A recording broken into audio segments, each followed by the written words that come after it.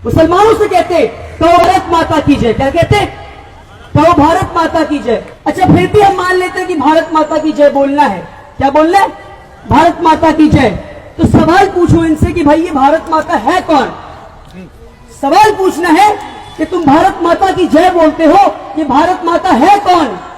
तो सुभाष चंद्र बोस ने भारत माता किसे बताया, मैं आपको बताता हूं। 1940 में 1940 सुभाष चंद्र बोस निकले चंदा लेने, डोनेशन लेने, और लोगों से घर घर जाकर डोनेशन ले रहे थे कि हमें पैसे दीजिए, अंग्रेजों के खिलाफ हमें जंग करना है। तो 1940 में एक मुसलमान यूसुफ मारफानी 1 करोड़ रुपए सुभाष चंद्र बोस को देता है, एक मुसलमान इंसान। तो उस मुसलमान इंसान के घर में एक बूढ़ी औरत बैठी होती है। वो बूढ़ी औरत जोर जोर से रोने लगती है। तो सुभाष चंद्र बोस कहते हैं, ए बूढ़ी माँ तू क्यों रोती है? तो बूढ़ी औरत कहती, मैं नाबीना हूं, मैं अंधी हूं और मेरे पास 1 करोड़ रुपए भी नहीं है, तो मैं तुम्हें क्या दूं सुभाष? काश मेरे पास 1 करोड़ रुपए होते तो मैं तुझे दे देती। वो मुसलमान बूढ़ी औरत से सुभाष चंद्र बोस कहते हैं, अरे बूढ़ी माँ तू नाबीना है, तू कमजोर है, तेरे पास 1 करोड़ रुपए भी नहीं, पर तेरे पास एक नौजवान बेटा है शहनवाज खान, तू मुझे दे दे, वो मेरे फौज में दाखिल होगा। और वो शहनवाज खान कैप्टन शहनवाज खान बनते हैं नेताजी के फौज के। और जब वो अंग्रेजों से लड़ते हुए शहीद हो जाते हैं शहनवाज खान, तो नेताजी उस बूढ़ी माँ को पूरे फौज के सामने खड़ा करते हैं। शहनवाज खान की माँ को पूरी फौज के सामने खड़ा करते हैं और कहते हैं कि हिंदुस्तान की फौज, तुम में से जिसने भी भारत माँ को नहीं देखा, इस बूढ़ी माँ को देख लो, ये है भारत माँ। आज तुम मुसलमानों से कहते हो भारत माता की जय बोलो, कहते हो जय श्री राम बोलो। जय श्री राम के नाम पे लोगों को डरा रहे हो, राम का नाम बदनाम कर रहे हो तुम, राम के नाम पे लोगों को डरा रहे हो। यकीन माने आज कई लोग जय श्री राम सुनते डर जाते हैं, जय श्री राम सुनते डर जाते हैं। ये हिंदुस्तान है या रिच हिंदू कल्चर है, इस कल्चर को बिगाड़ने की कोशिश ना करो, बल्कि होना तो ऐसा चाहिए था। अगर तुम राम प्रेमी होते तो राम का नाम सुनते बच्चा बच्चा के चेहरे पे मुस्कान आ जानी चाहिए थी। तुम राम प्रेमी नहीं, तुम राम विरोधी हो। राम हमारे दिल में बसते हैं, हमें राम के कैरेक्टर से मोहब्बत है। और कहते हो तुम राम प्रेमी हो, तुम मक्कार हो, तुम राम प्रेमी नहीं हो सकते। राम ने अपना सत्ता छोड़ दिया, वनवास चले गए थे, और तुम सत्ता पाने के लिए न जाने कितने लाशों पे खड़े थे। राम सच्चाई का प्रतीक है, राम सच्चाई का प्रतीक है, और नरेंद्र मोदी से बड़ा झूठा इस दुनिया में कोई नहीं। तो तुम राम प्रेमी हो, तुम राम विरोधी हो। एक बार मैं आचार्य प्रमोद कृष्णम के साथ बैठा था। मैं कहता हूं आचार्य जी, आप भी हिंदू, मोदी भी हिंदू, आप भी हिंदू, मोदी भी हिंदू, तो आप दोनों में क्या फर्क है? तो आचार्य जी कहते हैं, मैं असली हिंदू हूं और ये दुकानदार है जो दुकान चला रहा है। तो ये लोग फ्रॉड हैं, ये लोग दुकानदार हैं जो अपनी दुकान चला रहे हैं, और हमें हिंदुस्तानियों को मिलकर इनकी दुकान को बंद करना होगा। करेंगे? गीता का एक श्लोक है, वसुदेव कुटुंबकम। अभी हमारे योगी जी ने पढ़ा उस श्लोक को। इस श्लोक का क्या मतलब है? अपनी कितनी प्यारी किताब है गीता, कितना प्यारा ये श्लोक है। इस श्लोक का मतलब है the whole world is one family. पूरी दुनिया एक परिवार है, पूरी दुनिया एक परिवार है। ये गीता कहता है, कितनी प्यारी बात। अगर गीता कहता है पूरी दुनिया एक परिवार है, तो क्या हिंदू मुस्लिम एक परिवार नहीं? और हिंदुस्तान के हिंदू मुस्लिम छोड़ दीजिए, क्या पाकिस्तान के मुसलमान एक परिवार नहीं? ये मैं नहीं कह रहा कि पाकिस्तान के मुसलमान हमारे परिवार हैं, मैं नहीं कह रहा, ये गीता कह रहा है, और मैं गीता को मानता हूं, और इसलिए मैं भी कह रहा हूं कि पाकिस्तान के मुसलमान हमारे परिवार, हिंदुस्तान के मुसलमान हमारे परिवार, बांग्लादेश के मुसलमान हमारे परिवार, बल्कि पूरी दुनिया हमारी परिवार है। ये गीता कहता है।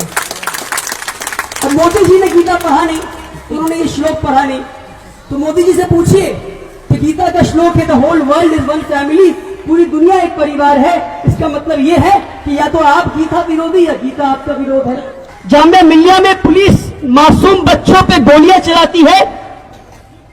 उत्तर प्रदेश में 20 से ज्यादा लोग मारे जाते हैं, आसाम में 6 से ज्यादा लोग मारे जाते हैं, और ट्विटर पे आज ऐसे लोग हैं जो ट्वीट करते हैं और लिखते हैं अमित शाह 2002 गुजरात राइट फिर से करो।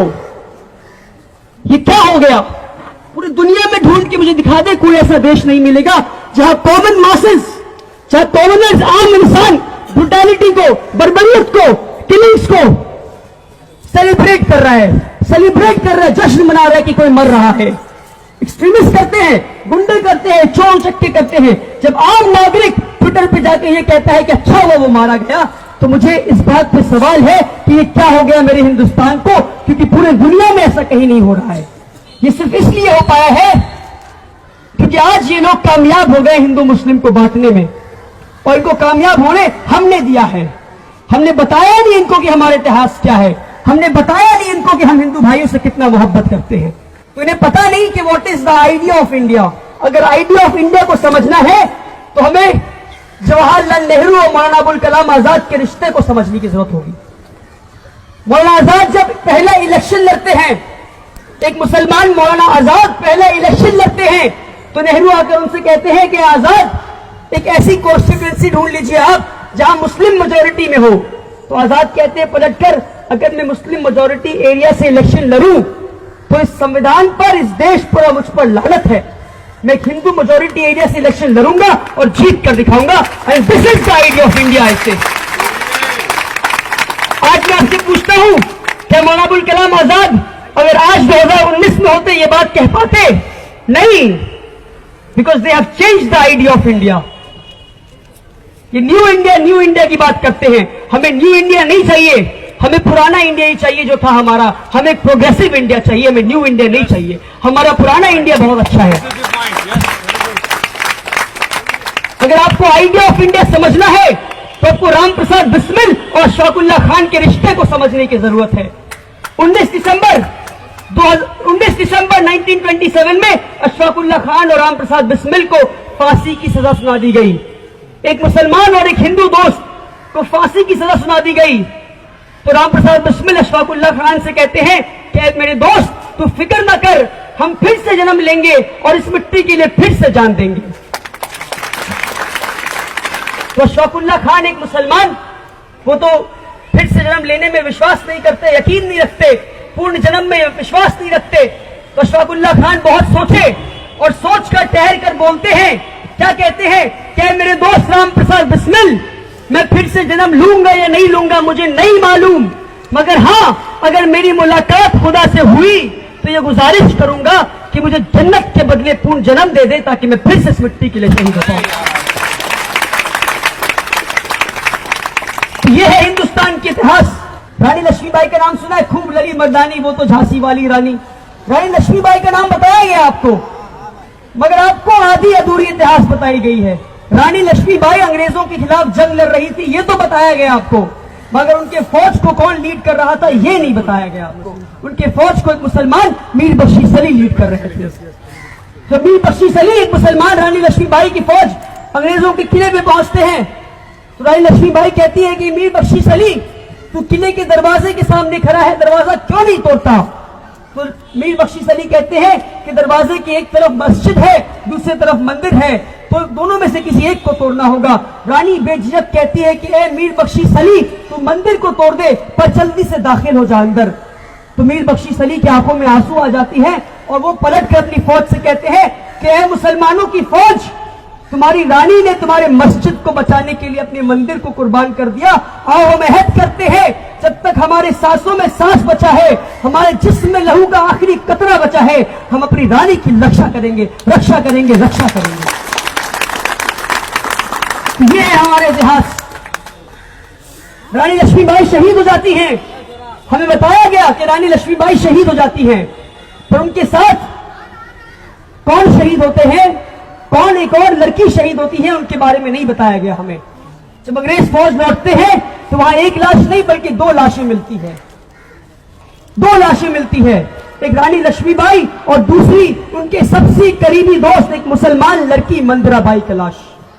तो ये बात आपसे छुपाई गई है, आपसे इतिहास छुपाई गई है। तो what is the idea of India? Rabindranath Tagore ने 2 लफ्जों में पूरा आइडिया ऑफ इंडिया लिख दिया, सिर्फ 2 लफ्जों में पूरा आइडिया ऑफ इंडिया लिख दिया। और जब भी मैं ये 2 सेंटेंस पढ़ता हूं, 2 लाइन पढ़ता हूं, मेरे रोंगटे खड़े हो जाते हैं।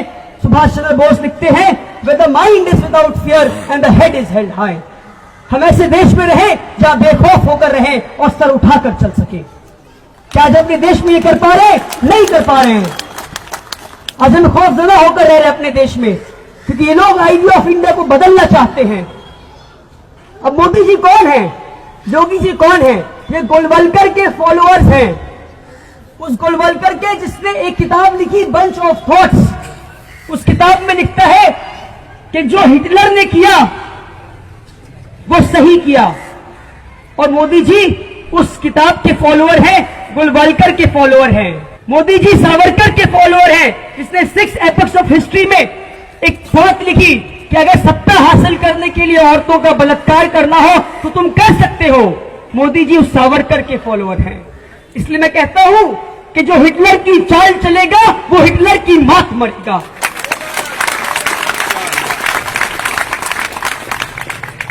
और जब जब जुल्मी जुल्म करेगा सत्ता की गलियारों से, चप्पा चप्पा गूंज उठेगा इनकलाब के नारों से।